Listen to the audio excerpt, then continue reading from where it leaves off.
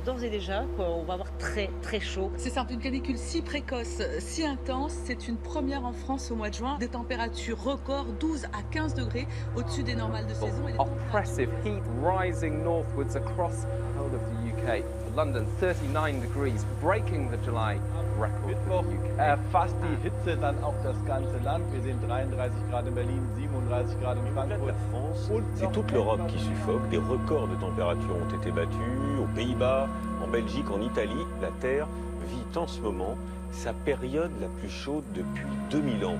Alors, est-ce que c'est le fait de l'homme? Ce réchauffement est-il irréversible? En Europe, l'été 2019 illustre l'urgence de la crise climatique. Il a fait sa première victime, l'eau. La demande explose et l'offre se raréfie. La réalité est sombre. Va-t-on manquer d'eau cet été? Le niveau des nappes phréatiques inquiète. Les pluies de l'hiver n'ont pas été suffisantes pour reconstituer les réserves. In France, nearly 2/3 of all regions are affected by water restrictions. Farmers have seen their crops destroyed while others try to adapt to climate change. After two record-breaking heat waves. Aujourd'hui, 70% de l'eau est utilisée pour nourrir les hommes. Elle est devenue la ressource la plus convoitée de la planète.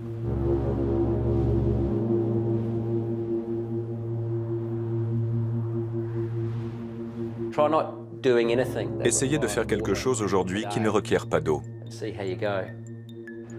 Vous ne porterez plus de vêtements. Vous n'utiliserez plus votre portable. Vous ne conduirez plus de voiture. Vous n'habiterez plus dans une maison. Vous ne prendrez plus de petit déjeuner, de déjeuner, de dîner. L'eau est partout.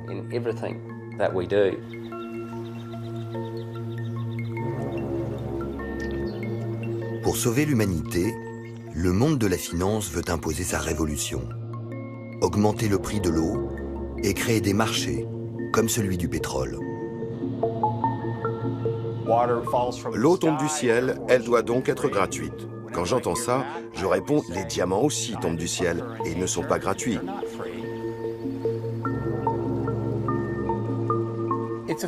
C'est un produit financier comme un autre.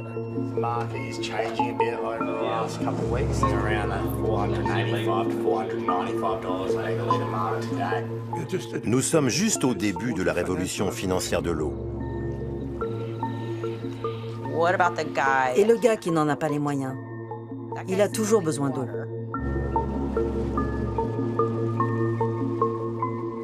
La ruée sur l'or bleu est lancée.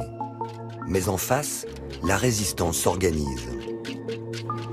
Le droit à l'eau ne relève pas de la charité. C'est une question de justice. C'est l'enjeu de notre temps, la crise de notre temps. Pression financière contre mobilisation citoyenne, la guerre de l'eau a déjà commencé. Qui en sortira vainqueur? La planète, les hommes ou les marchés?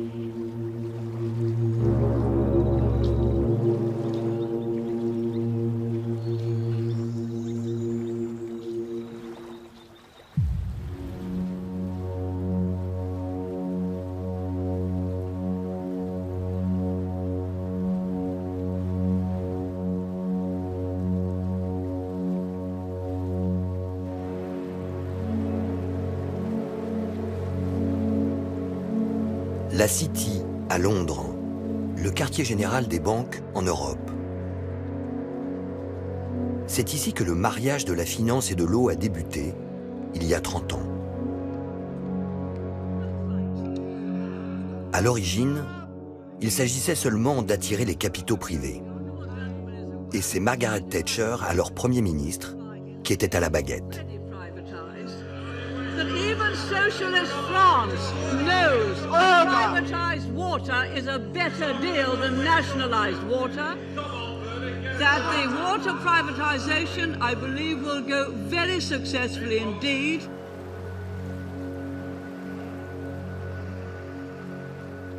What happened was the entire system. Le système entier, ainsi que les concessions, ont été privatisés.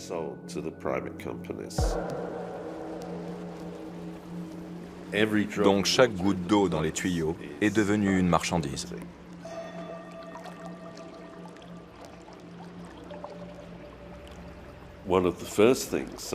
L'une des premières décisions prises par certaines sociétés a été de couper l'eau à ceux qui n'avaient pas payé leurs factures.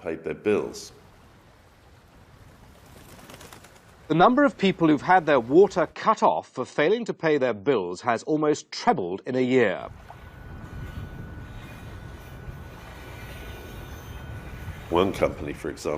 Une entreprise, par exemple, a coupé l'eau à 11 000 foyers, et pour ces sociétés, c'était normal. Si les clients ne payaient pas leurs factures, ils n'avaient plus accès à l'eau.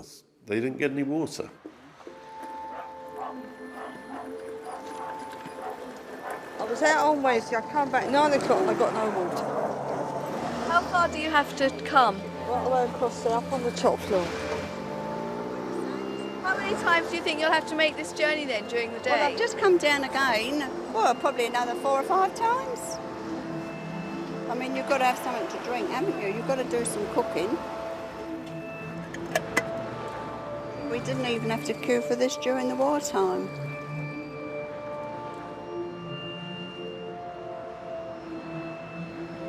I said myself, it's disgusting. Du point de vue du marché, cela n'a pas d'importance. Le marché s'en fout si les gens meurent du choléra. Vraiment, ce n'est pas leur métier. Leur métier est de gagner de l'argent et ils l'ont très bien fait.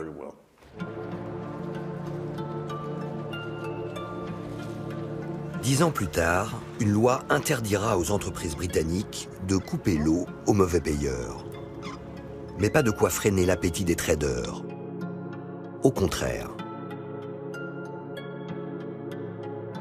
Au début des années 2000, une nouvelle génération d'investisseurs débarque. On les appelle fonds de capital investissement ou fonds vautours. Ils sont pressés et n'ont de compte à rendre à personne.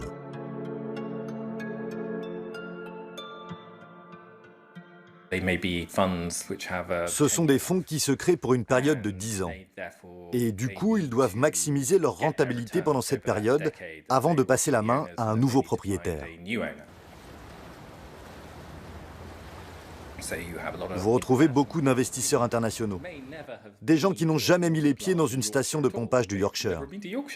La finance est un monde fantastique. Avec leur méthode, vous n'avez pas besoin de connaître quoi que ce soit à l'eau, ni même de vous en soucier. Les nouveaux nababs de l'eau viennent du Canada, de Hong Kong ou de Malaisie. À Londres, Thames Water, la régie de distribution qui représente 20% de tout le pays, est rachetée par un fonds d'investissement australien, Macquarie Funds.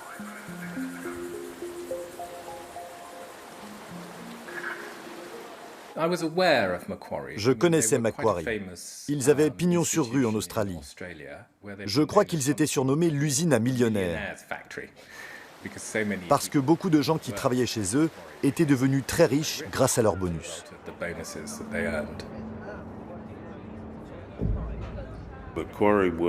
Macquarie a été l'un des premiers fonds d'investissement à dire « l'eau est un bon placement ». L'une des explications est que la population mondiale va augmenter. Et si la population augmente, la consommation d'eau va aussi augmenter.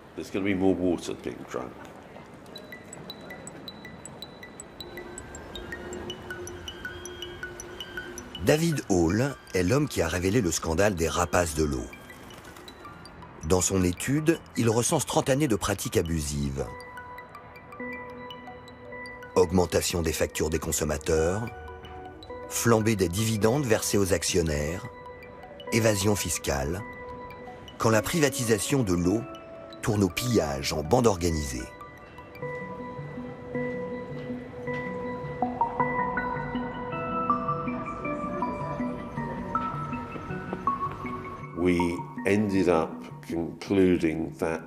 Nous avons conclu que près de 3 milliards d'euros étaient ponctionnés chaque année par le secteur privé.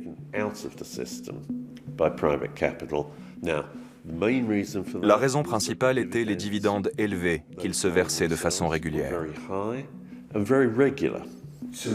Donc ces entreprises étaient des machines à produire du cash ? Elles le sont toujours.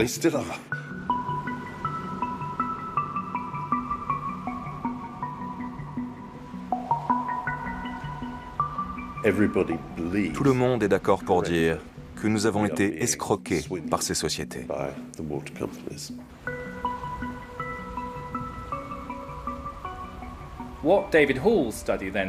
L'étude de David Hall a posé une question.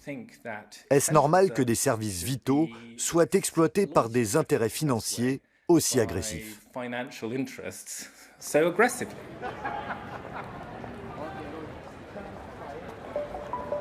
Les financiers australiens de Macquarie ont alimenté Londres en eau potable pendant 10 ans.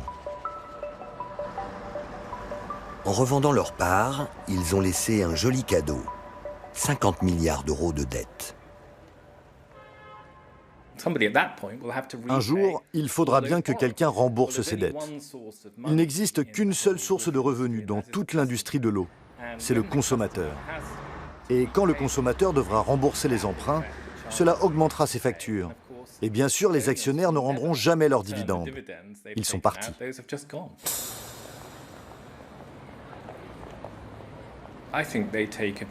Ils pensent qu'il s'agit d'un crime sans victime.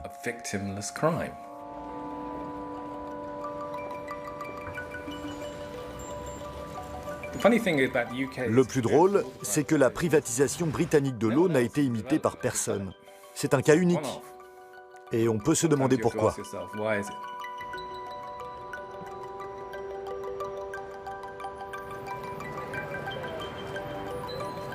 Aujourd'hui, plus de 80% des Britanniques souhaitent revenir en arrière, quand l'eau était une ressource commune, publique et quasi gratuite. Une époque en voie de disparition.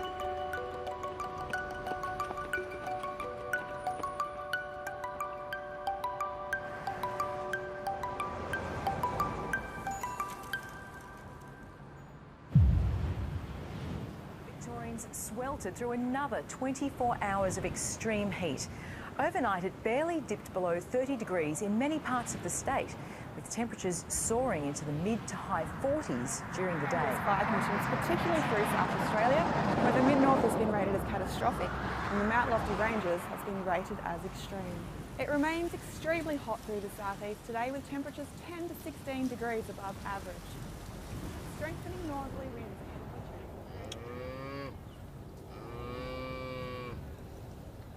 L'Australie, le continent le plus chaud de la planète, en première ligne face au dérèglement climatique.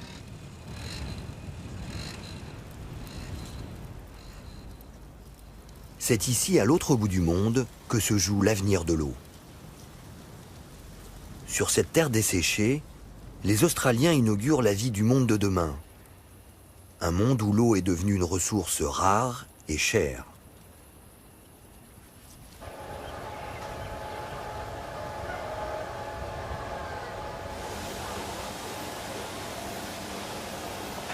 Bart Dohan est un éleveur laitier qui habite dans la Nouvelle-Galles du Sud, l'une des régions les plus arides du pays.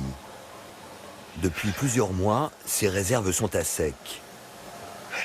Unique solution pour nourrir ses bêtes, acheter de l'eau supplémentaire sur des marchés privés.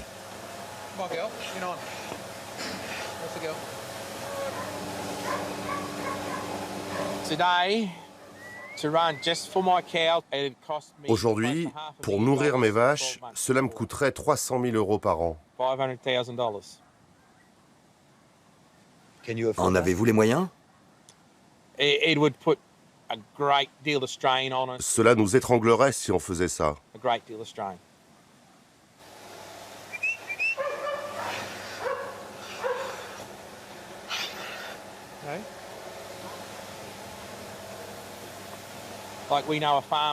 Mon voisin a acheté en 3 mois pour 600 000 € d'eau. Une tempête peut arriver demain et tout détruire.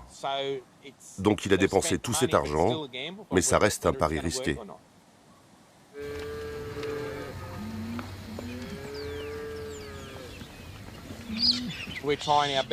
On fait au mieux pour maintenir nos vaches en vie, car on ne peut pas payer l'eau pour cultiver du fourrage. On n'a pas les moyens d'acheter beaucoup de grains. Alors on leur en donne peu ou pas du tout en ce moment.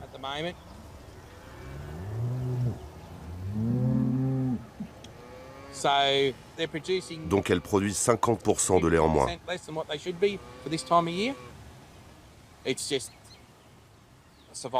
On est en mode survie. On essaye de survivre, de sauver nos vaches et de tenir le coup.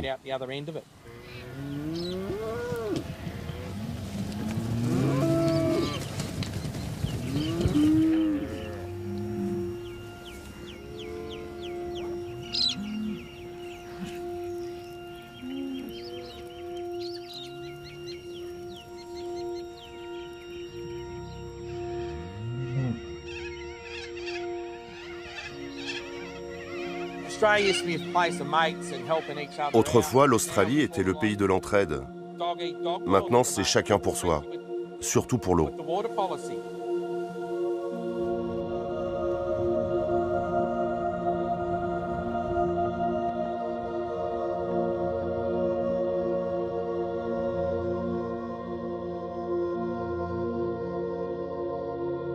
L'eau a été transformée en or. Elle s'achète et se vend d'un seul clic, grâce à un téléphone portable et une application connectée au marché, qui fonctionne 24 heures sur 24. Son prix varie chaque jour en fonction de l'offre et de la demande.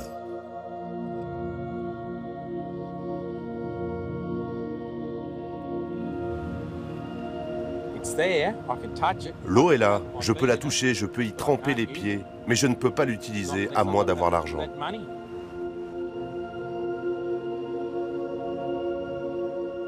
Une fois la transaction enregistrée, les vannes des canaux d'irrigation s'ouvrent automatiquement et déversent les millions de litres aux clients qui peuvent payer.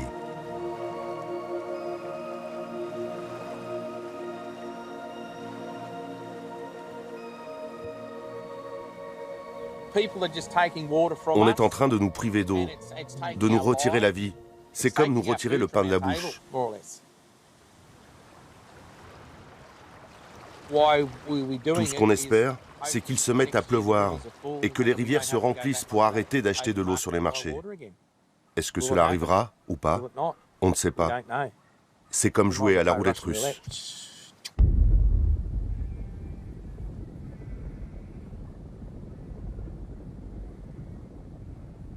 Pour lutter contre les pénuries d'eau, le gouvernement australien a choisi de la rationner. Chaque année, il attribue un quota aux principaux consommateurs, les fermiers, les industriels et les villes. Ces droits sont calculés en fonction de leurs besoins, des réserves existantes et des prévisions météo.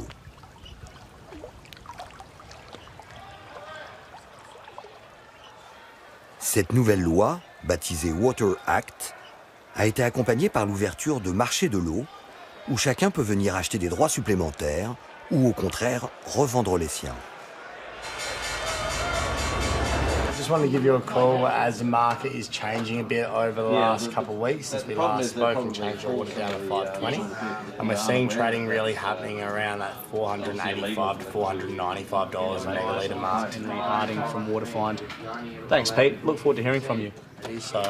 En 10 ans, le commerce de l'eau est devenu le nouvel Eldorado, avec un chiffre d'affaires de 2 milliards d'euros par an.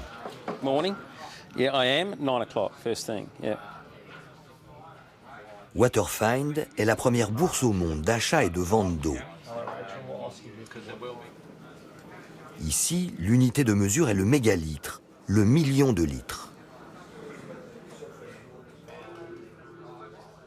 Dans mon équipe, on m'appelle le pionnier des marchés de l'eau. J'aime bien dire que je suis un pionnier dans le monde.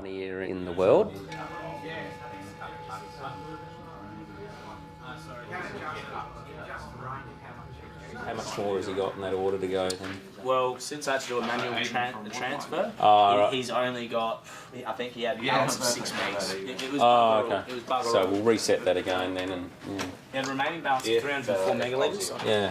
That we secured that. Yeah. So I did a manual transfer for 250 megs. Plus the So prices Les prix aujourd'hui sont d'environ $500 le mégalitre, per megalitre, or c'est-à-dire 1 million de litres. you've got C'est cher? is I think Je pense que ce n'est pas cher. $500, ça représente quoi? 300 à 350 euros pour 1 million de litres d'eau? Moi, je dirais que ce n'est pas cher, vu sous cette perspective.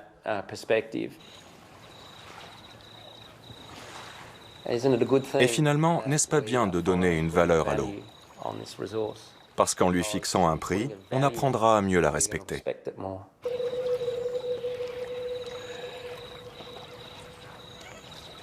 Dans ce monde nouveau, chaque goutte d'eau compte. Il ne s'agit plus d'une ressource naturelle, mais d'une marchandise.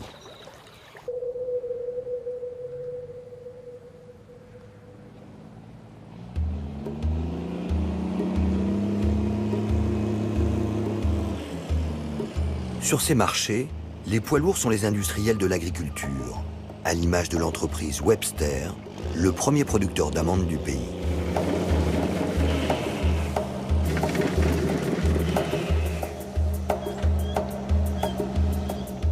Cette compagnie est l'une des plus riches propriétaires d'eau, à la tête d'un stock d'une valeur de 200 millions d'euros.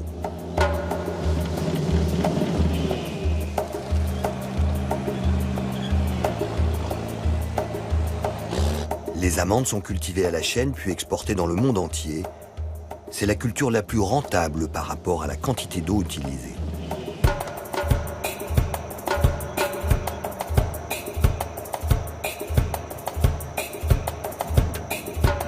Sur cette exploitation, Brendan Barry a le titre de Water Manager, responsable de la gestion de l'eau. Un nouveau métier.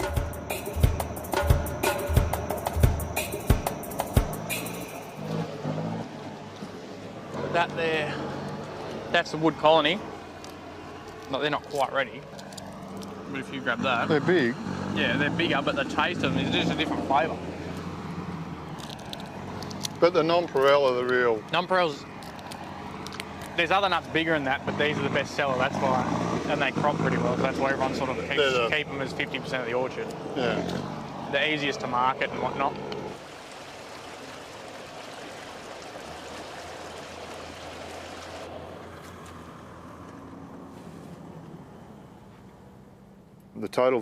La valeur totale de notre eau est plus élevée que celle de toutes nos terres, de nos usines ou de notre bétail.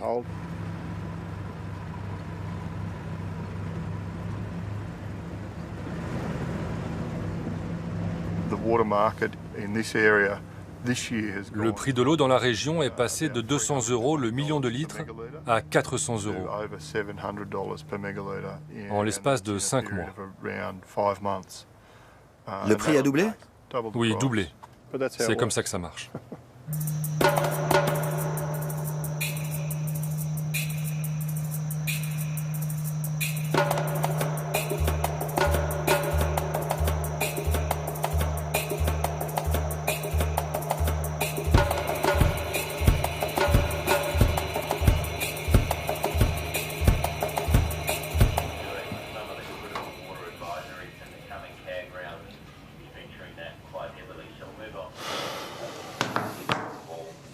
Le water manager tient plus du trader que du cultivateur. Un gros sac de grains, ça vaut de l'argent. Et l'eau, c'est pareil. Dans notre métier, on cherche à utiliser l'eau de la manière la plus rentable pour dégager le plus de profit. Et c'est pour ça que nous sommes là, créer de la richesse pour nos actionnaires.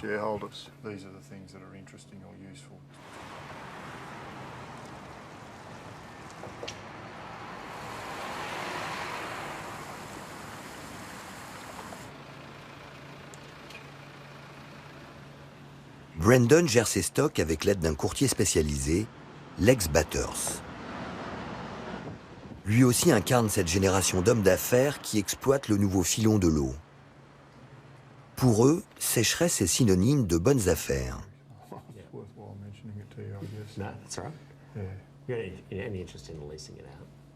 I don't think there's thousands of megalitres on the market at the moment up here. The market doesn't seem to be terribly logical at the moment. In our view, it's a sort of greed and fear market, and it's a bit of a balance between the two. But that's because of where we are, and there's not that much water around, so people are fairly skittish. Frustrating, maybe. Anyway, that's the way it goes. Yeah, and look, I think dairy is in such a state down there. The number of herds getting sold at the moment is quite ridiculous. That from what I'm hearing, basically every dairy farm's on the market. So if you did want to do something down there, I think there's acquiring land's not going to be difficult. See where it goes to. Who knows? Anyway.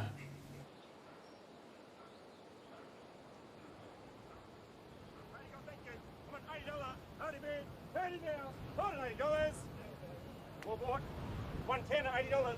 One on the second saw, 9-inch. One saw there, both be 30. $20 got behind. Come on, $20 now. 5 in front. 30. 5. 40. 50. 50. $50 got here. $50 bid. 60. 70. 80. 90. 100. And 10. And 20. 120 got. You're up, you know up. 120 got. And 80. And 300. 20. 40. 60. 80. And 400. 20. 40. You buying? 15,500 in the red corner. 15,500. Anyone else? And 5. 105 behind. 105. It's gone. That sell already? Yeah. What did they get for that? 1,800 for that one. I don't know what the little one made. So you just stopped milking and you sold the farm too, have you? Yeah. Those yard blasters, have they had much use? Never been used. Never been used. No. La crise de l'eau et l'envolée des prix ont précipité la faillite de David Owen. En vendant la ferme familiale, cet éleveur rejoint la liste des victimes des marchés de l'eau.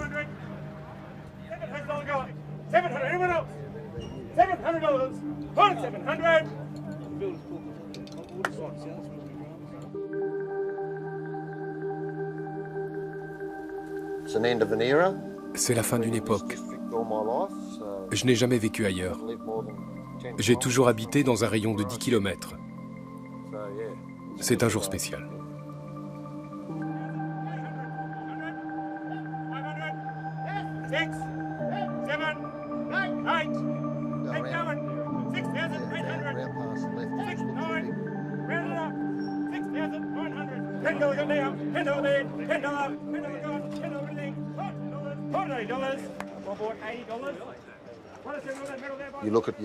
Vous regardez votre trésorerie des 12 derniers mois et des 4 dernières années et vous réalisez que vous dépensez de plus en plus pour l'eau. Un jour, Jenny m'a dit « On ne peut pas continuer comme ça ». Ce n'était pas une conversation très agréable. J'ai jeté mon repas à la poubelle. J'ai balancé un coup de pied. J'étais bouleversé.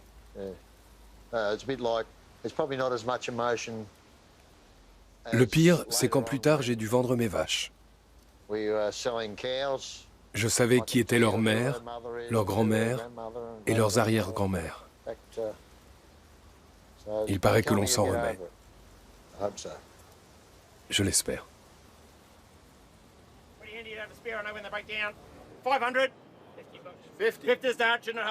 À l'origine, les agriculteurs avaient accueilli favorablement la création des marchés de l'eau.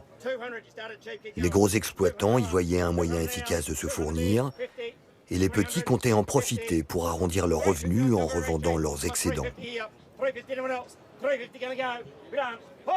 Mais 10 ans plus tard, la loi du marché se révèle impitoyable.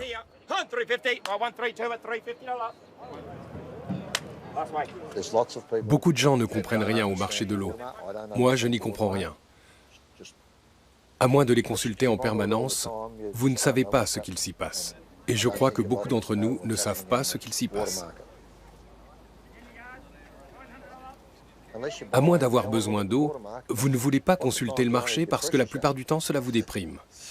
Surtout si vous voulez acheter. Vous pensez, ça va baisser, mais non, ça continue d'augmenter.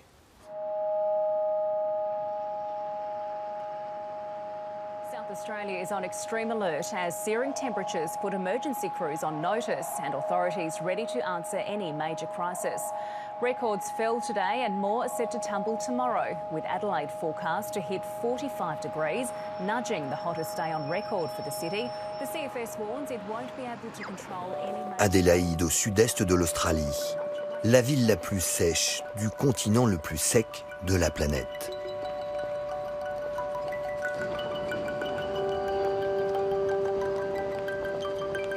Adélaïde sert de laboratoire.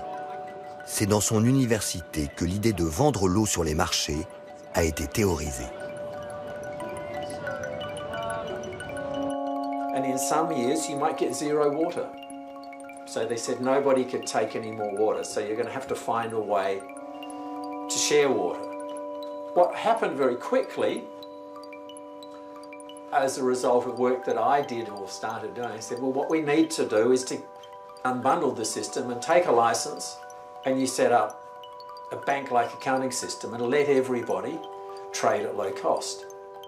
And to do that, then all the regulations, and I said, well, why don't we make... Mike Young est le père des marchés de l'eau australiens. Économiste renommé, il a fait ses classes à Harvard et conseille les Nations Unies. Il est l'homme qui écrit la nouvelle histoire de l'eau. Les pénuries d'eau existent déjà. Elles font partie du futur. Les prévisions disent que d'ici 2050, la moitié de l'humanité vivra avec des ressources limitées. L'abondance appartient au passé.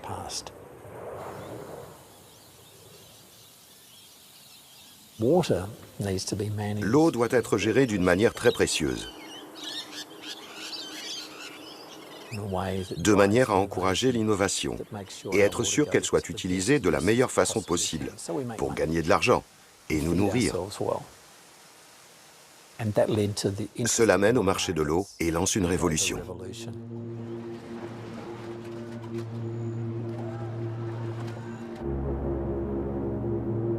La révolution initiée par Mike Young a transformé le dérèglement climatique en une variable du marché. C'est fascinant de voir comment nos marchés sont devenus sophistiqués. Quand la météo annonce de la pluie la semaine prochaine, le prix de l'eau baisse, car les fermiers savent qu'ils n'auront pas besoin d'irriguer. S'il va faire très chaud dans la prochaine quinzaine, alors le prix de l'eau augmente.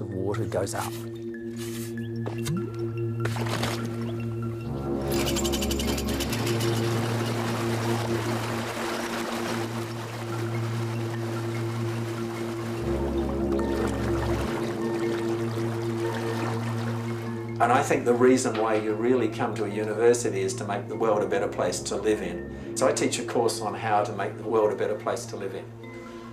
Come and enjoy it. Thank you.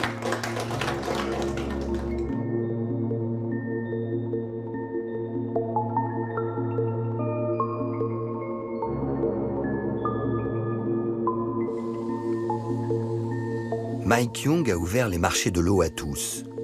Aux agriculteurs, aux villes, aux petits épargnants et surtout aux investisseurs professionnels.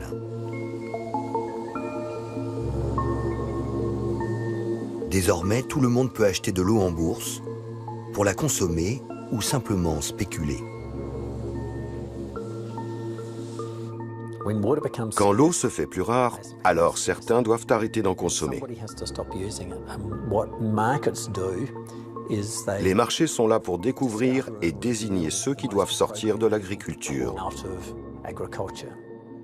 C'est comme avec les voitures ou autre chose. Nous vivons dans un monde concurrentiel.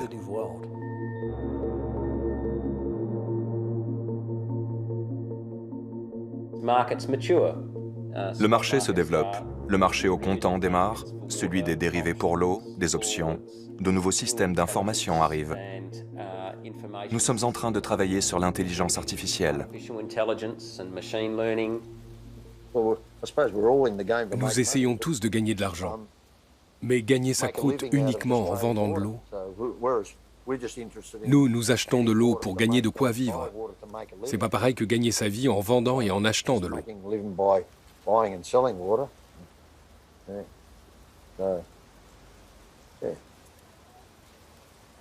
Ce système devait permettre aux fermiers de créer de la richesse pour l'économie. Mais elle échappe aux fermiers maintenant. Alors qui gagne de l'argent?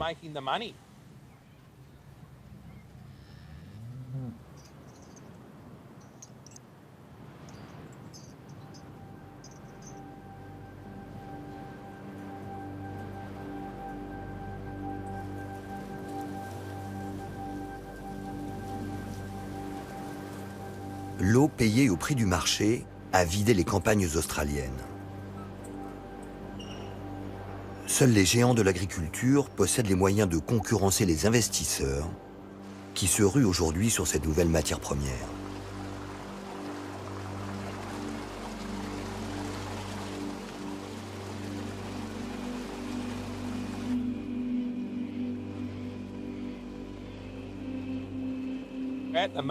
En ce moment, il y a une campagne mondiale pour encourager les investisseurs à acheter de l'eau sur les marchés australiens.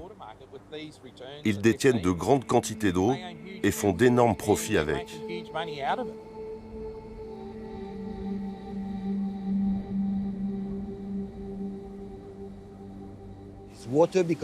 Est-ce que l'eau remplace l'or en Australie? Bien sûr.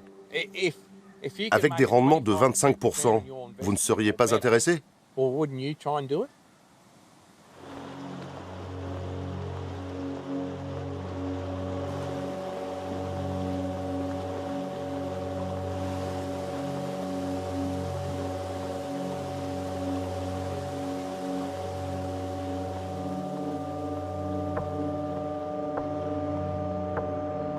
It was Melbourne's hottest day in 5 years.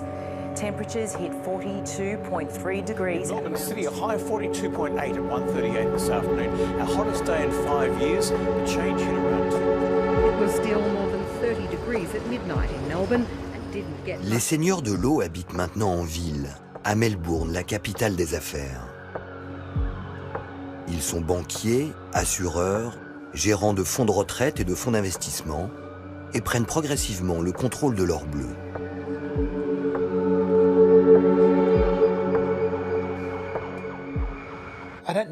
J'ai pas besoin de terre. Est-ce que j'en aurais envie? Oui, mais je ne suis pas un fermier, je suis un banquier.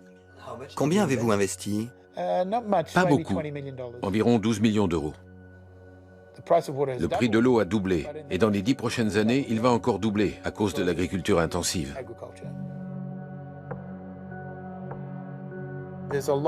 Il y a beaucoup de tensions entre les fermiers et ceux qui contrôlent l'eau.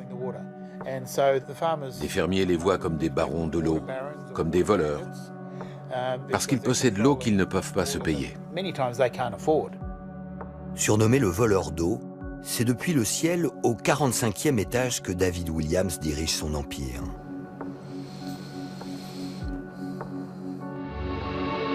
Propriétaire d'immenses réserves, il loue son eau aux fermiers comme d'autres loueraient leurs terres. Et l'avenir s'annonce prometteur.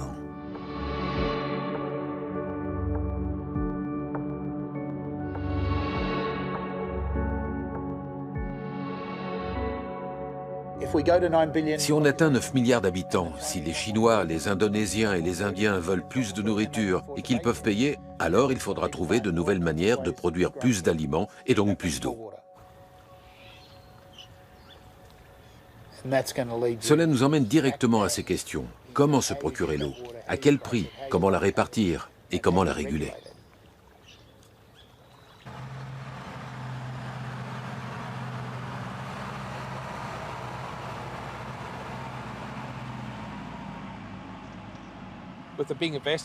Avec ces gros investisseurs qui achètent toute l'eau, cela nous renvoie au Moyen-Âge avec les seigneurs et les serfs.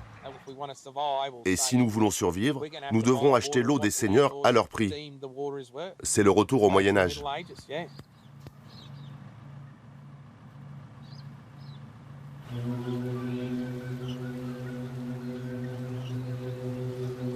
Au nom de la lutte contre le réchauffement climatique, les maîtres de l'eau ont conclu un pacte avec les écologistes.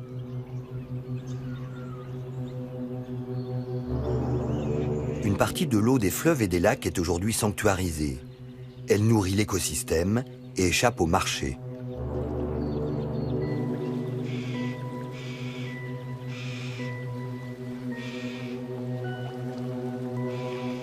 C'est Cette alliance a permis de faire voter la réforme de l'eau à une très large majorité.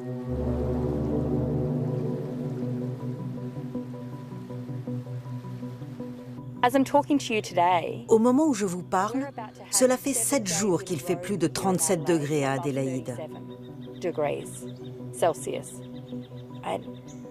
Et c'est la 4e fois en 2 mois que nous avons cette canicule. Nous vivons le changement climatique en ce moment. Et cela a un impact sur les quantités d'eau consommées et sur celles qui retournent à la nature.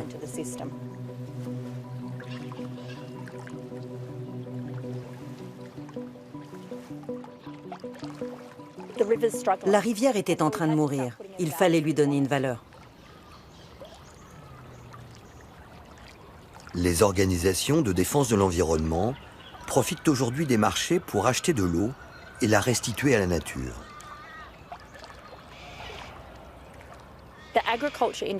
L'industrie de l'agriculture représente des milliards de dollars et la valeur de l'eau en Australie encore plus. Si nous voulons être sûrs que la rivière reste vivante et qu'il y aura de l'eau dans le futur, nous devons engager ce processus.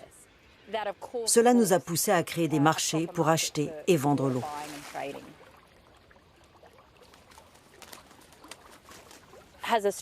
Est-ce que l'Australie a tout bon? Non. Nous servons de test et on ne peut pas avoir 100% raison.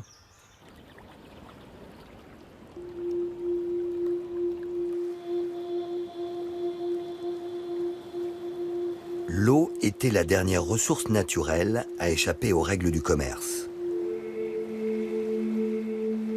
Les Australiens viennent de siffler la fin de la partie. L'heure est à la rentabilisation maximale pour créer toujours plus de richesses.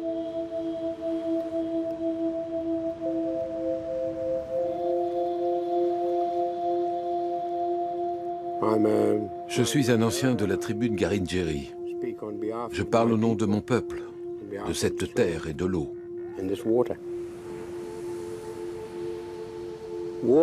L'eau pour nous, c'est une part de notre identité.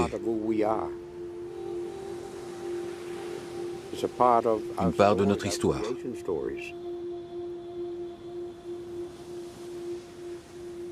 Aujourd'hui, c'est différent.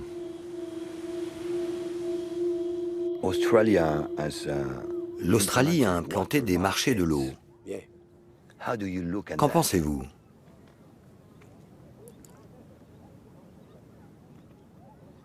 Nous n'aimons pas trop ça. Nous n'aimons pas du tout ça.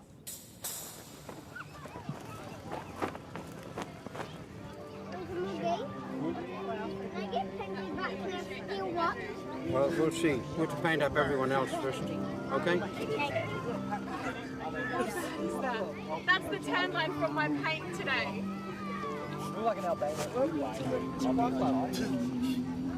Where's Selling. Vendre, échanger, qu'est-ce que c'est? Filling your dams up. Remplir ses réservoirs, être sûr d'avoir sa part, que personne ne vous la vole. C'est en partie de la folie, et surtout de la cupidité. Ils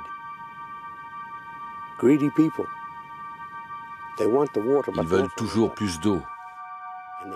Tout ça pour la revendre, pour le fric. Mais on ne peut pas manger l'argent, ni le boire.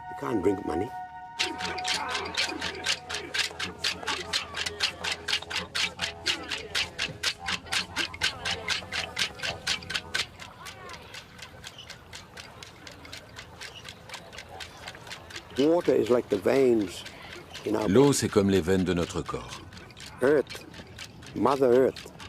La terre, c'est comme notre corps. L'eau coule dedans. La rivière possède un esprit, l'eau aussi.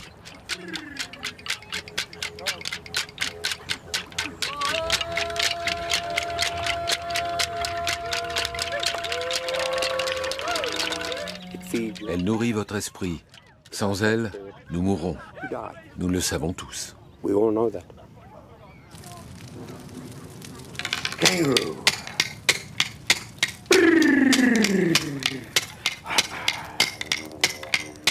Piniling up and up and up and piniling up and up and piniling and piniling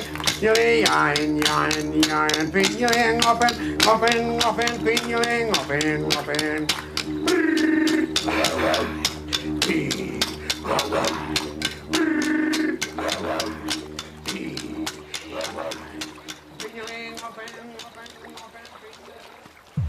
If you thought the hot weather was bad this weekend, just wait until tomorrow. The 5th day of our heat wave is expected to be incredibly uncomfortable and potentially dangerous as the humidity... Very hot today. It's moving in from the Midwest where they've been dealing with this sweltering heat.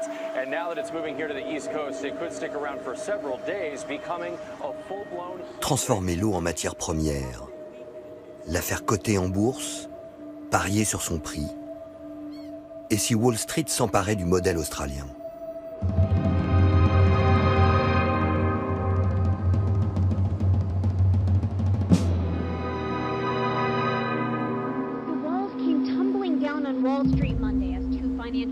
Depuis la crise des subprimes, ces crédits immobiliers pourris qui ont ruiné les peuples et les États, les géants de la finance cherchent de nouveaux territoires à investir. Dès juin 2008, la banque d'affaires Goldman Sachs s'interroge. L'eau est-elle le nouveau pétrole? La firme, comme on l'appelle, invite ses meilleurs clients à miser sur le futur.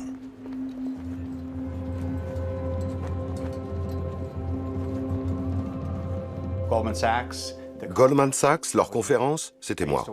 Je travaillais à Goldman Sachs et en 2008, c'est moi qui ai tenu cette conférence. Il y avait cette intuition qui disait « L'augmentation de la population dépasse l'offre d'eau disponible. Donc, les entreprises du secteur de l'eau constituent un marché porteur à ne pas rater. » Les investisseurs étaient fascinés par le potentiel de ces marchés.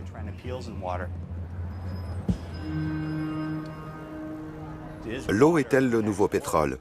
Nous avons posé la question et avons répondu par la négative. L'eau ne dispose pas de structure de marché sophistiquée et il n'existe aucun substitut.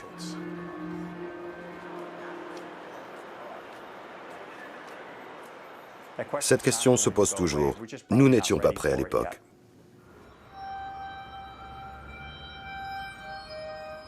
Goldman Sachs et ses investisseurs doivent patienter. L'opinion publique n'est pas encore prête. Il faut attendre 2015 et le sommet international sur la crise climatique à Paris pour que les dirigeants de la planète décrètent l'état d'urgence. If we act here, if we act now, if we place our own short-term interests behind the air that our young people will breathe and the food that they will eat and the water that they will drink and the hopes and dreams that sustain their lives, then we won't be too late for them.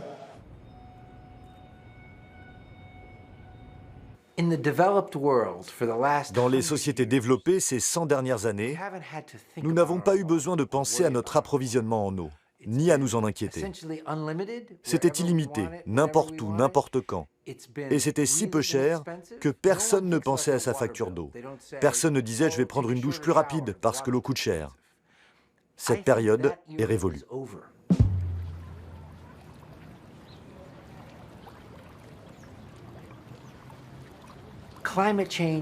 Le changement climatique va avoir un impact énorme sur l'eau disponible. La même quantité sera disponible au niveau mondial. Mais nous ne vivons pas dans le monde entier. Nous vivons dans un lieu précis. Nous cultivons des lieux précis. Et la disponibilité de l'eau va avoir un effet considérable sur sa gestion par les villes et sur notre capacité à nourrir la planète.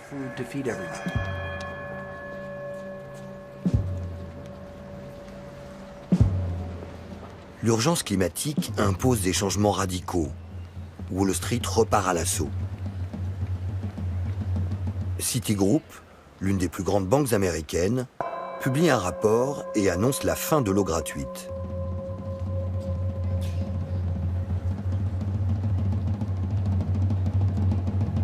They'll be wasting water Nous gaspillons l'eau à grande échelle. Et dans certaines régions comme la Californie et le sud de l'Espagne, on assiste à des sécheresses extrêmes. On a même vu la ville de Barcelone ravitaillée en eau par des supertankers.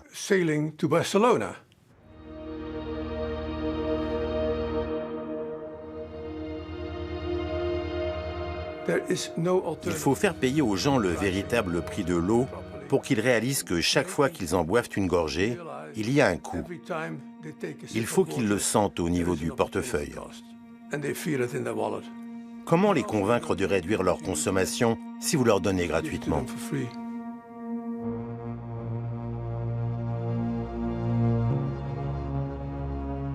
Les barrières ont sauté. La petite musique du libéralisme accélère le tempo pour célébrer les noces de la finance et de l'eau.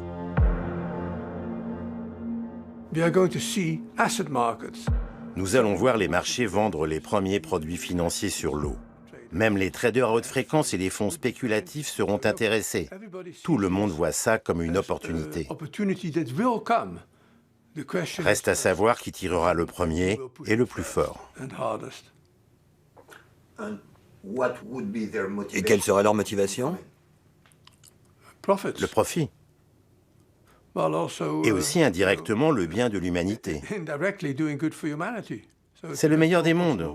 Qu'est-ce qu'il pourrait y avoir de mieux? Mais c'est immoral de faire du profit avec l'eau. Pourquoi serait-il immoral de commercialiser l'eau? Parce que l'eau, c'est la vie. Vous payez bien votre assurance santé.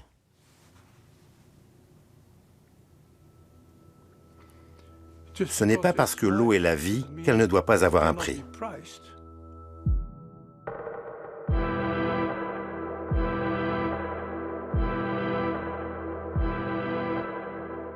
Dernière étape de cette financiarisation de l'eau, le lancement par le Nasdaq, la bourse spécialisée dans les valeurs technologiques, d'un indice pour parier sur son prix en Californie. Personne jusque-là n'avait osé réduire la précieuse ressource à un algorithme.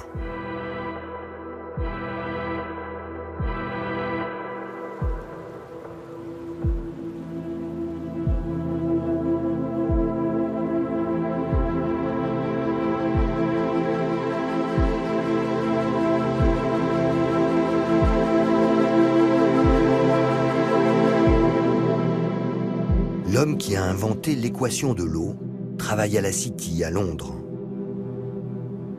Ancien trader dans une banque suisse, il a lancé le marché des crédits carbone, ces droits à polluer que s'échangent les industriels, avant de découvrir l'eau. L'eau était gratuite dans l'ancien monde, mais le monde change. Il y a trop de pression sur la ressource, et la plus importante matière première sur Terre ne peut rester gratuite indéfiniment.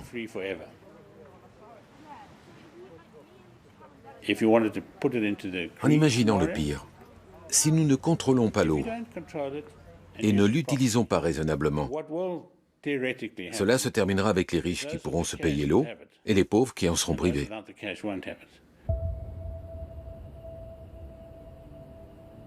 Lance Coogan est le genre d'homme qui voit loin. Pour séduire les investisseurs, il s'est allié avec le meilleur expert de l'eau aux États-Unis. And I'm gonna drive around and your dad's gonna... You just pull around to the side, Mom, and we'll throw some hay on. Scoot way back up there. Look like the grain. Un cow-boy qui vit dans l'Idaho, le seul à connaître les secrets d'un marché jusque-là réservé aux initiés.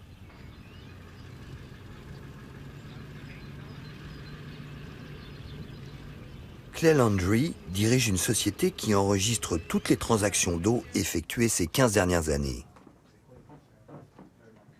Quand j'ai reçu son appel, c'était assez inattendu, assez loin de nos préoccupations habituelles. J'étais curieux. Pour nous, c'était simple, car nous disposions de toutes les données. These are all bulls. Okay, we gotta go get them their dinner now. Why? Because they like lots of food just like you.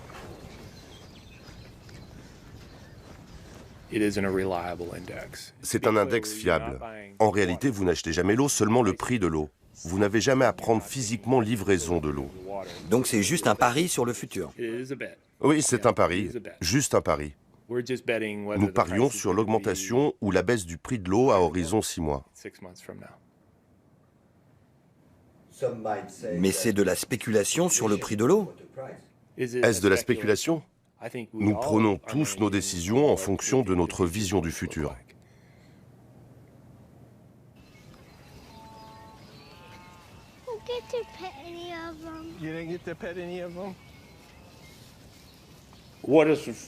L'eau gratuite, personne s'inquiète, tout le monde est content. Ça va nous renvoyer à l'âge des ténèbres. Je travaillais sur le marché des crédits carbone de 2006 à 2012 et les gens me disaient « ça ne sert à rien ». Aujourd'hui, ça fait la une des journaux.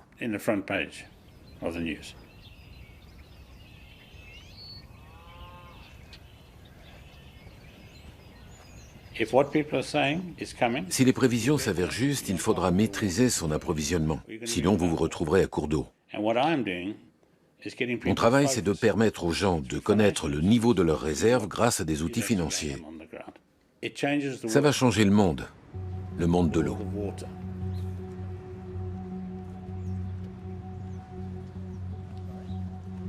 Comme en Australie, les deux associés ont su gagner le soutien des puissantes organisations écologistes locales. 10 ans après la crise, les milieux financiers ont su séduire les défenseurs de l'environnement.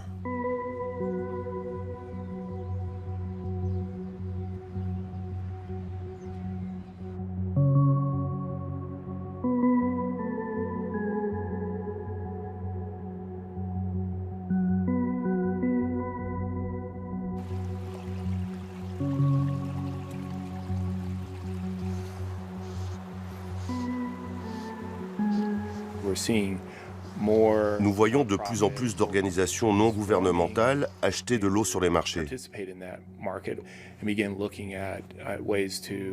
pour alimenter les rivières à sec, pour protéger les poissons, pour améliorer la qualité de l'eau, pour tout ce qui concerne la protection de l'environnement.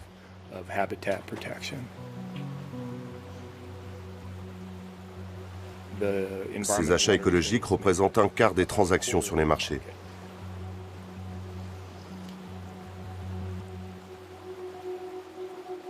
Est-il encore temps d'arrêter l'OPA de la finance sur l'eau?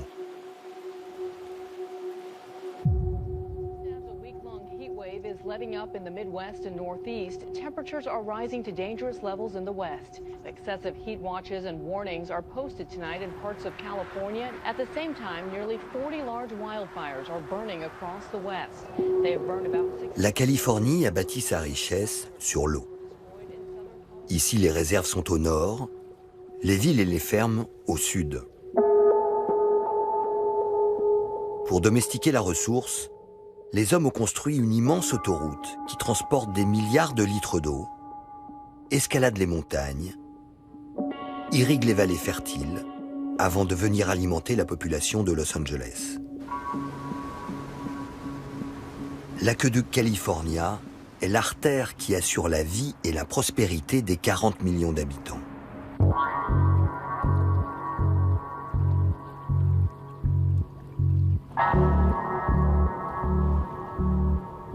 Mais la crise climatique menace le rêve californien.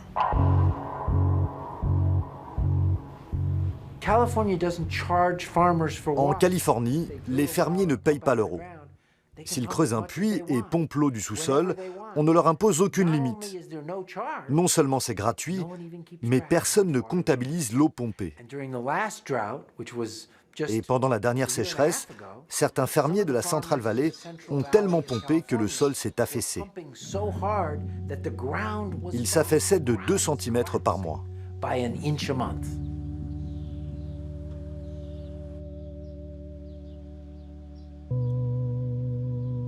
Lots of water, not so much water. We're right down there. So today I'm declaring a drought emergency in the state of California. Sécheresse historique, incendies meurtriers, la Californie a basculé à son tour dans le monde des phénomènes météo extrêmes. Heavenly Father, please help us. Please help us to be safe.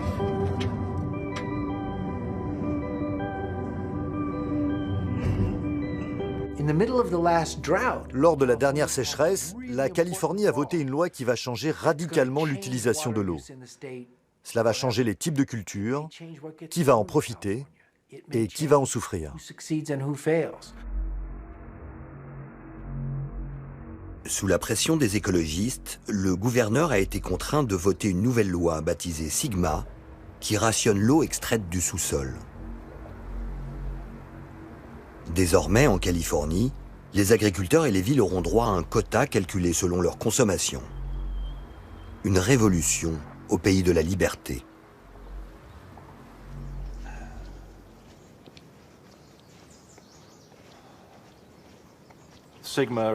Au départ, cette nouvelle loi sur l'eau souterraine a été accueillie avec crainte. La population reconnaît aujourd'hui qu'elle était nécessaire. C'est comme gérer son compte bancaire. On ne peut pas vivre en signant des chèques sans provision. Donc les gens de la vallée soutiennent la loi et l'idée de développement durable.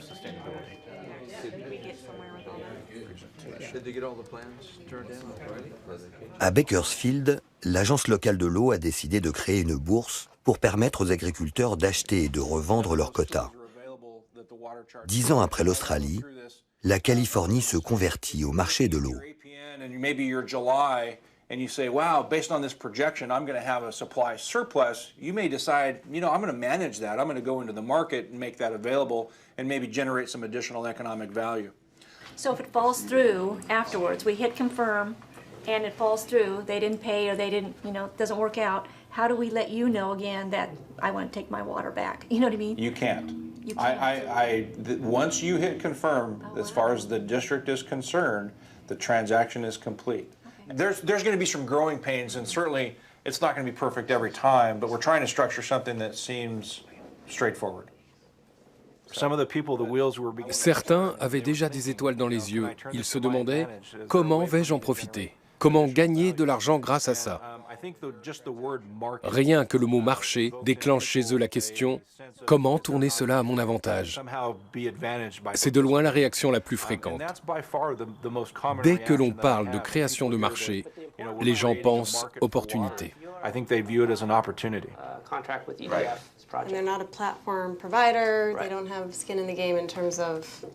Là encore, les représentantes des organisations écologistes sont au premier rang pour encourager l'implantation de ces marchés. You know, we're here because we see it as an important tool for flexibility as folks are dealing with more and more scarcity under Sigma and you know, climate change in general. So we've been talking to Eric for some time. Since this is ground zero for groundwater overdraft, it would be great to actually experiment with how water trading could benefit this region. You know, the valley here is definitely ground zero, but there's groups in Sonoma, there's groups in Eastern Tooele, Madera, Fox Canyon. Everyone probably knows about Fox Canyon. Oh, sorry, my name's Christine Babbitt and I work with you're Christine Babbitt. Yeah. Okay. I thought you were. I'm Ann Heaton. Je suis très surpris de voir les écologistes favorables au marché. Moi aussi au départ, mais après nous avons compris que nous partagions les mêmes intérêts. Ces transactions d'eau doivent être évaluées non seulement sur le plan financier, mais aussi au niveau de la défense de l'environnement, de la qualité de l'eau, toutes ces choses qui nous touchent. C'est utile d'avoir leur contribution et leur vision. And so that answers your first question. I mean, we don't know. Right now, we're just kind of trying to project into the future. Auriez-vous imaginé cette situation auparavant? Non. Nous avons tous été surpris. Il y a 4 ou 5 ans, personne n'aurait imaginé ça. Pourquoi? L'offre en eau a été réduite au nom du développement durable. Et donc le marché est devenu nécessaire.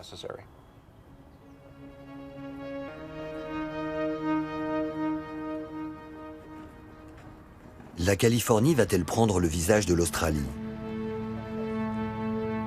Les industriels de l'agriculture intensive vont-ils accaparer toute la ressource? Les petits exploitants vont-ils disparaître, sacrifiés au nom de la rentabilité de l'eau, le nouveau credo adopté par Wall Street. Dans cette vallée, les gens se sont battus pour l'eau, depuis que l'homme blanc a posé le pied ici. L'eau, c'est notre vie. Sans elle, on n'aurait plus d'économie, plus rien. Il y a les cultivateurs, les cueilleurs, les livreurs, les ouvriers. Tous dépendent de ce qui sort de la terre. Et pour cela, on a besoin d'eau.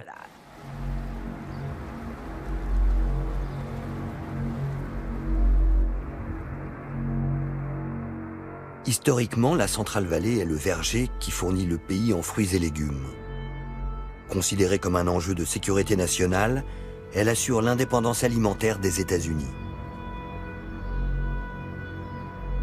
Mais depuis une dizaine d'années, la vallée a changé de visage. Elle est devenue une usine à produire des amandes.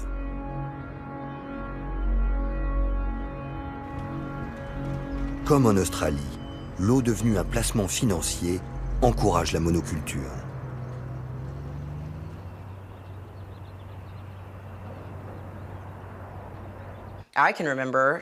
J'ai grandi dans cette vallée, je l'ai parcourue de long en large. Je me souviens que les fermes étaient beaucoup plus petites. On y cultivait du fourrage pour les bêtes et du coton, beaucoup de coton. Maintenant, ce sont des amandiers à perte de vue.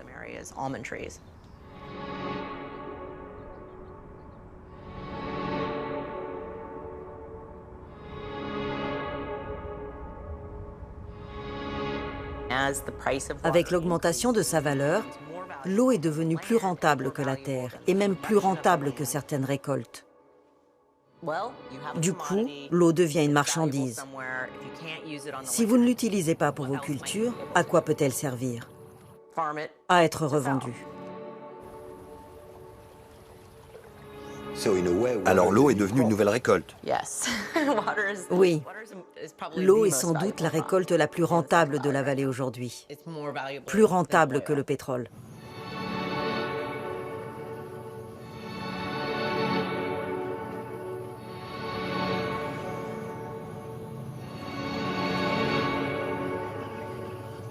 Et si l'or bleu venait à remplacer l'or noir?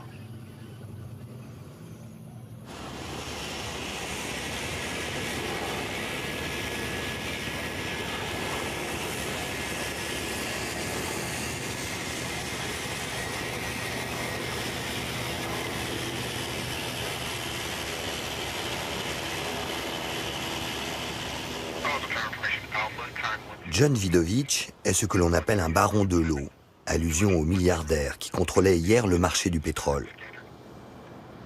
Il a débarqué un jour dans la vallée, comme le loup dans la bergerie. Je savais où se trouvait Los Angeles, où était San Francisco, mais la Central Valley était une terre étrangère pour moi. Ensuite, j'ai acheté mon terrain, près de 2000 hectares pour $270 000. Aujourd'hui, il vaut 12 millions de dollars, peut-être plus avec les droits que je possède sur l'eau.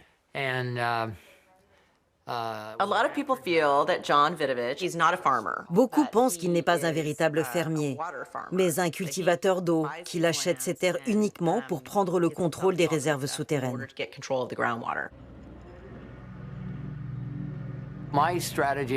J'ai toujours privilégié l'eau à la terre. Ce n'est pas la terre qui fait la différence, mais l'eau. J'étais peut-être en avance, peut-être pas. Combien avez-vous investi dans toutes vos infrastructures? Je dirais plusieurs centaines de millions de dollars.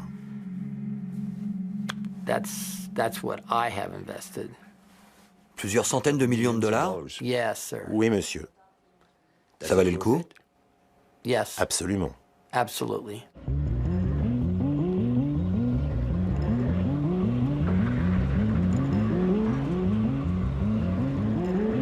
John Vidovich ne craint pas la flambée des prix de l'eau, ni l'arrivée des investisseurs de Wall Street. Pour lui, le danger est ailleurs.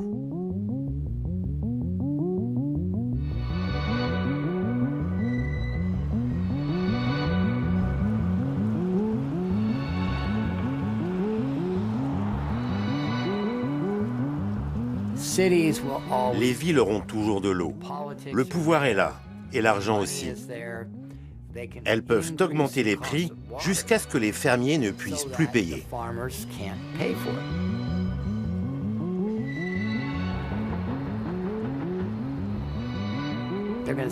Les villes voleront l'eau en la rendant inabordable et les fermiers seront à leur merci. La grande peur, c'est que toute l'eau soit achetée par Los Angeles, qui est très riche. N'oubliez pas que la régie d'eau de Los Angeles est le grand méchant loup de la région.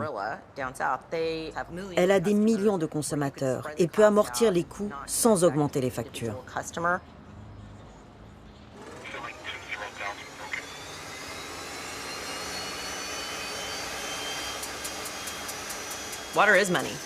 L'eau, c'est de l'argent. De l'argent et du pouvoir. Et elle prend de plus en plus de valeur chaque jour.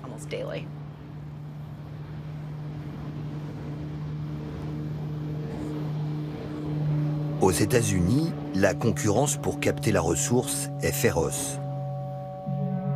Ville contre campagne, écologistes contre agriculteurs. Certains se positionnent déjà pour devenir les futurs banquiers d'eau, là où chacun pourra venir stocker ses réserves avant de les utiliser ou les revendre selon l'évolution des marchés.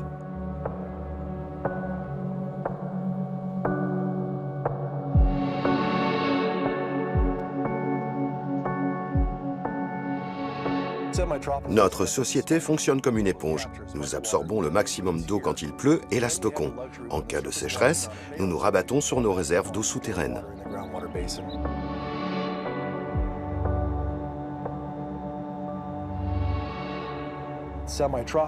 Semi-tropique possède ses propres canaux. Nous les avons construits et les entretenons. Et si un agriculteur veut les utiliser pour faire transiter son eau, il devra payer.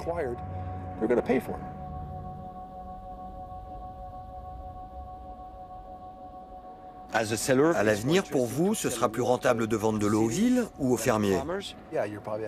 On vendra plus facilement de l'eau aux villes. Mais alors d'où viendra la nourriture des citadins? Vont-ils l'importer de l'étranger ou préféreront-ils qu'elle vienne des environs? Et les points d'eau naturels, vont-ils servir aux poissons, aux fermiers ou aux habitants des villes?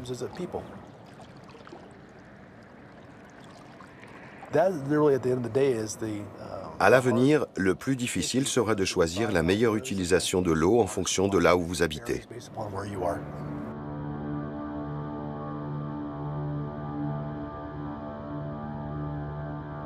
L'économie du XXe siècle s'était organisée autour du pétrole et de son commerce.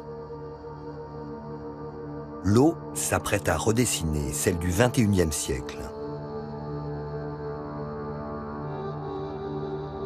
On a vu arriver des investisseurs financiers qui essaient de voir comment tirer parti du système. Leur but est d'arriver sur le marché avant que le prix de l'eau n'augmente. Et certains sont déjà là. Que pensez-vous de ces investisseurs? Certains pensent qu'ils exploitent le système, mais on ne peut rien faire pour les en empêcher.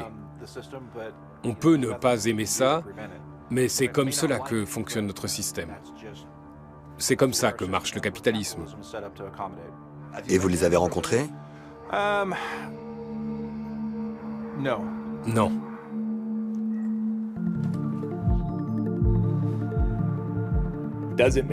Faut-il organiser le commerce de l'eau? Nous avons dépassé cette question. Les marchés de l'eau existent déjà aux États-Unis.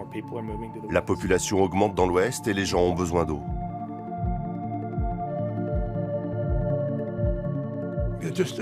Nous ne sommes qu'au tout début de cette révolution de l'eau, cette révolution financière de l'eau.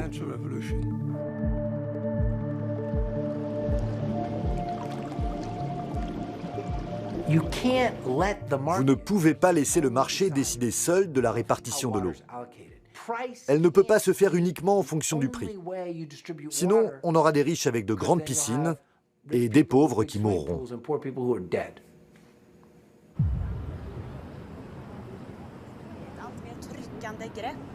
Och SMHI går nu ut och höjer varningen för varma temperaturer från klass 1 till klass 2. Och det här är alltså den näst högsta varningsklassen. Och det innebär att det råder extrem värme.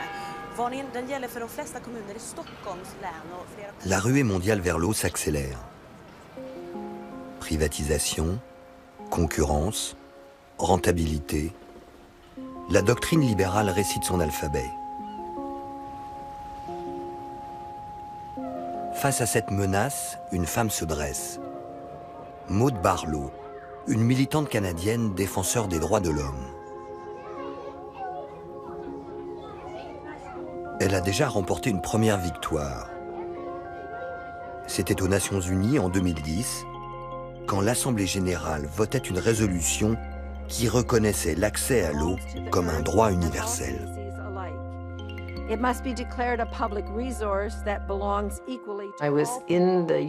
J'étais aux Nations Unies le jour du vote et je pensais que nous allions perdre.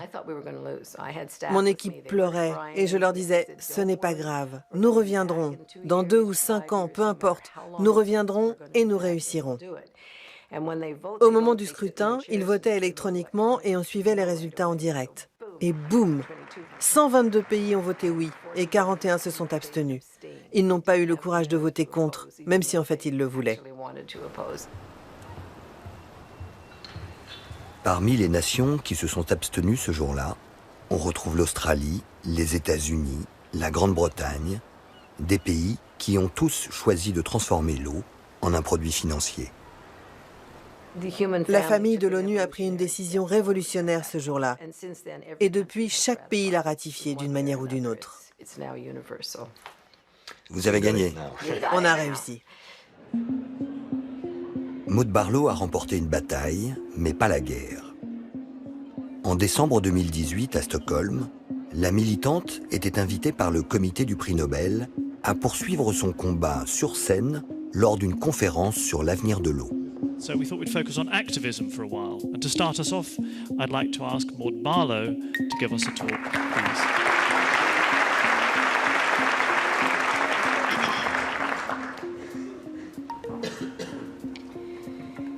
The United Nations calls water scarcity the scourge of the earth.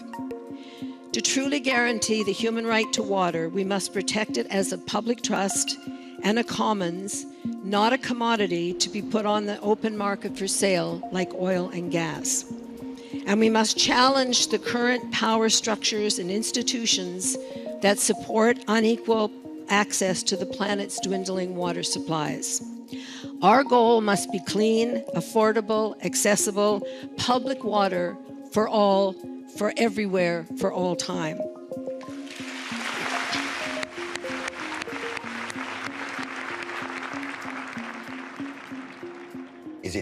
Est-ce la fin de l'eau gratuite? Les grandes entreprises comme Citigroup veulent la fin de l'eau gratuite. Ils disent « Oui, bien sûr, l'accès à l'eau est un droit humain », car ils ne peuvent plus combattre cela, sinon ils seraient considérés comme des affreux. Donc ils disent « Oui, c'est un droit humain, mais c'est aussi la fin de l'eau gratuite ». Ils veulent que l'eau devienne une marchandise, parce qu'ils savent que plus l'eau sera rare, plus elle sera considérée comme de l'or. C'est l'or bleu.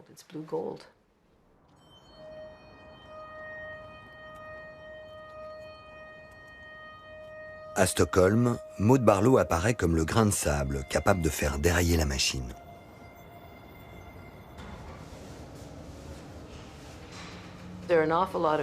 Au sein des élites, et le comité Nobel est assez élitiste, beaucoup pensent que la meilleure chose à faire pour régler la crise de l'eau est de la transformer en marchandise, de la mettre sur le marché comme du pétrole ou du gaz, et de voir comment cela fonctionne.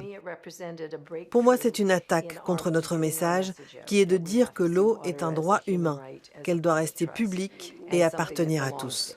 C'est notre but, et tout le monde ne le partage pas. Thank you so much for coming. Really, really, it was wonderful. Be activists now. Just go out and sometimes it'll be hard because sometimes you'll find nobody else.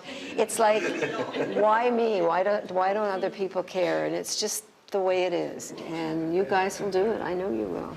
You'll be our leaders. En Europe, le vent de la révolte se lève.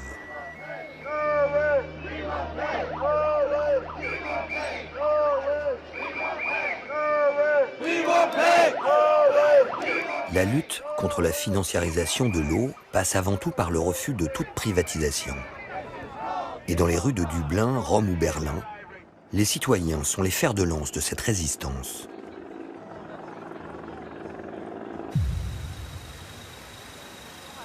Une vague de chaleur sur toute la France aujourd'hui, jusqu'à 42 à Paris, record battu.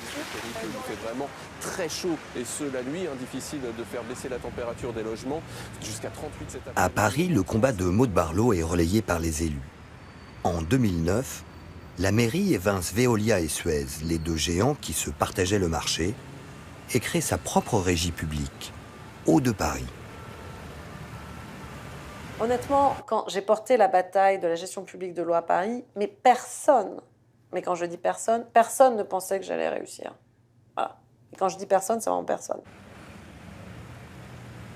Pour avoir vu de l'intérieur, pendant près de 14 ans, le service de l'eau parisien, je suis assez formelle sur le fait que si on veut exploiter la ressource selon les intérêts du concitoyen consommateur, selon les intérêts de la ressource, sur le long terme, préservation, qualité, c'est incompatible avec une logique privée. Parce que la logique du privé, c'est une logique qui sera de rentabilité de court terme.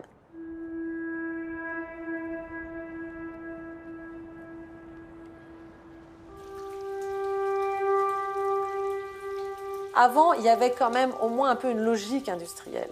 Maintenant, il y a une logique industrielle, mais qui s'efface de plus en plus devant une logique financière. Vraiment financière. Et la logique financière obéit à du court terme, voire à du très court terme.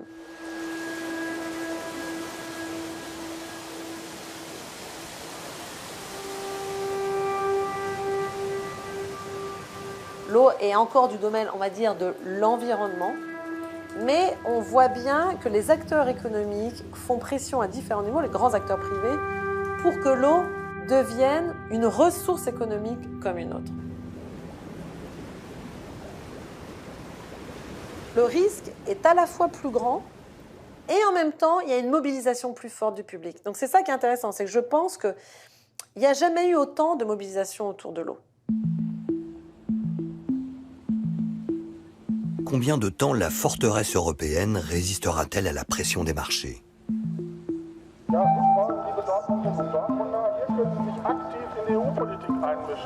En 2012, une pétition baptisée Right to Water, droit à l'eau, réunit près de 2 millions de signatures, une première en Europe.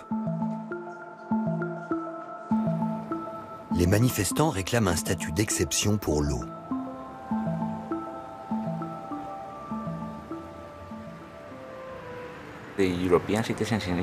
L'initiative européenne des citoyens a vraiment changé la manière dont on parle de l'eau en Europe.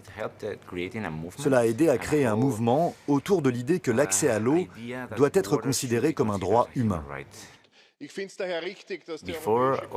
Avant, tous les rapports de la Commission européenne commençaient à inclure des mécanismes de marché et poussaient vers la privatisation.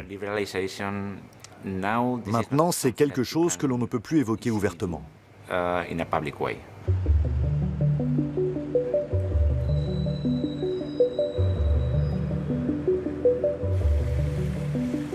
réponse de la Commission européenne a été « Bien sûr, nous soutenons le droit à l'eau ».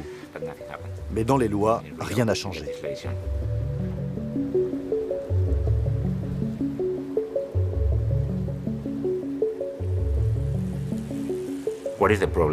Quel est le problème, pourtant, de reconnaître l'eau comme un droit humain? C'est un droit vital reconnu par l'Union européenne.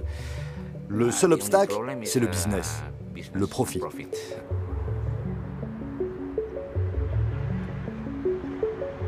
La pétition Right to Water a jusqu'à présent freiné les ambitions des milieux financiers sur le continent européen. Mais cette victoire reste fragile. Il y a deux options et je ne sais pas laquelle va l'emporter. Soit l'eau est une marchandise et elle sera mise en vente sur les marchés, soit l'eau est considérée comme un droit humain. Vous ne pouvez pas concilier les deux. C'est le moment de choisir.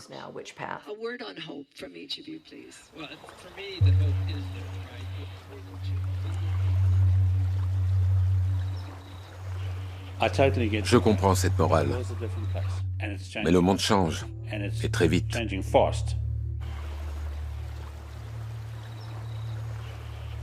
Ne pas comprendre que cette matière résonne avec l'ensemble de notre culture, même de nos civilisations. Se joue là un enjeu qui dépasse même public, privé. C'est l'avenir des conditions de vie pour l'ensemble des citoyens de ce monde.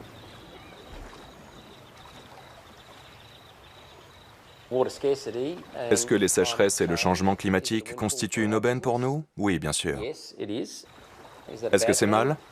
L'avenir le dira. Ne faites pas comme nous. Ne choisissez pas ce modèle. Ils essayent juste de gagner un maximum d'argent. Sinon, vous vendrez votre âme pour obtenir de l'eau, juste pour survivre.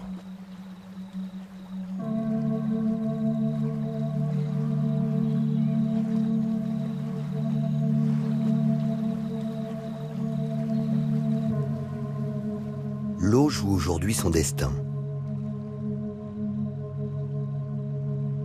À l'origine, il y a plus de 4 milliards d'années, elle était arrivée sur Terre en provenance de l'espace et avait depuis survécu à toutes les catastrophes. Elle est désormais menacée par les hommes qui rêvent de transformer les rivières en or. Comme si la nature n'était qu'un immense supermarché.